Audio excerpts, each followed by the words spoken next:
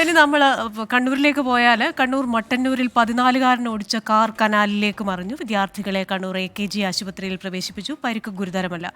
കണ്ണൂരിൽ നിന്ന് അരുൺ പൂപ്പറമ്പയാണ് ചേരുന്നത്. അരുൺ, എന്താണ് സംഭവിച്ചത്? 14-കാരനാണല്ലോ കാർ ഓടിച്ചത്. ഇത് എങ്ങനെയാണ് ഈ 14 വയസ്സിൽ ലൈസൻസ് ഒന്നും ഇല്ലാതെ ഒരു കുട്ടിക്ക് കാർ ഓടിക്കാനാവുന്നത്? വിവരങ്ങൾ.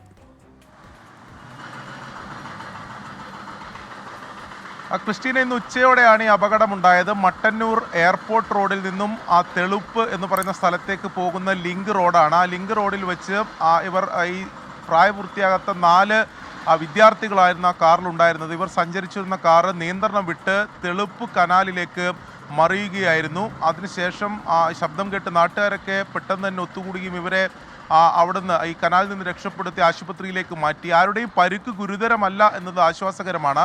ഇപ്പോൾ ക്രിസ്റ്റീന സൂചിപ്പിച്ചതുപോലെ ഇതിൽ ഏറ്റവും പ്രധാനപ്പെട്ട കാര്യം, ഇതിൽ കാർ ഓടിച്ചത് ഒരു 14-കാരനാണ്. ഈ കാറിലുണ്ടായിരുന്നവരെല്ലാം 9ാം ക്ലാസ് വിദ്യാർത്ഥികളാണ് എന്നതാണ് നമുക്ക് ലഭിക്കുന്ന വിവരം. അങ്ങനെ എങ്ങനെയാണ് ഈ കുട്ടികൾക്ക് ഇത്തരത്തിൽ കാറ് ആരാണ് നൽകിയതെന്നുൾപ്പെടെയുള്ള കാര്യത്തിലൊക്കെ പോലീസിൻ്റെ അന്വേഷണം ആരംഭിച്ചിട്ടുണ്ട്. സ്വാഭാവികമായും ഇതിൽ കേസ് എടുക്കാനുള്ള സാധ്യത തന്നെയാണ് ഇപ്പോൾ കാണുന്നത്. പക്ഷേ ഇവരുടെ ആരുടെയും പരിക്ക് ഗുരുതരമല്ല. ഇപ്പോൾ AKG ആശുപത്രിയിലാണ് ഇവർ ചികിത്സയിലുള്ളത്. നിസ്സാരമായിട്ടുള്ള പരിക്കുകളെ 4 പേർക്കുമുള്ളൂ.